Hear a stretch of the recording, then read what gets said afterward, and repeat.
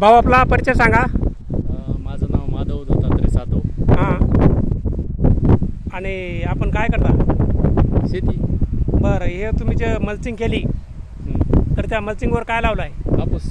बरं बरं. हे आणि तुमची ही जमीन किती फुटावर मुरमाड आहे त्याच्यावर? मुरमाडच आहे, किती फुटावर नाही. हां. बरं बरं. मग तुम्ही याच्यावर तिकडे दाखवा ते असे दगड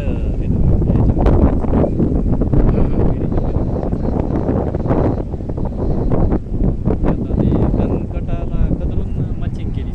बरोबर. नवीन प्रयोग. बरोबर. आणि याच्यासाठी आपण काय वापरणार आहेत?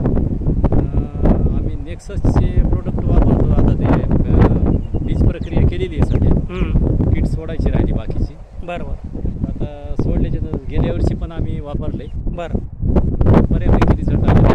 बरं बरं. तुम्ही नेक्सस रिव्होल्यूशनचे प्रॉडक्ट वापरून समाधानी आहेत का? हो. बरोबर. बिलकुल समाधान. बरं, लोकांना आपण काय सांगू शेतकऱ्यांना? नाही, आता ते आपण तर वापरलं, आपल्याला रिझल्ट यायला. धोका कसं आहे की आपण कोणाकडे घेऊन गेलं हां तर त्याला वाटते दुकानाहून काही बी भाव आणायला तयार आहे. पण समजा तुमच्यासारखा माणूस येऊन जर इथं सांगत असेल तर ते त्याला न बसण्यासारखी गोष्ट आहे शेतकऱ्याला. बरोबर.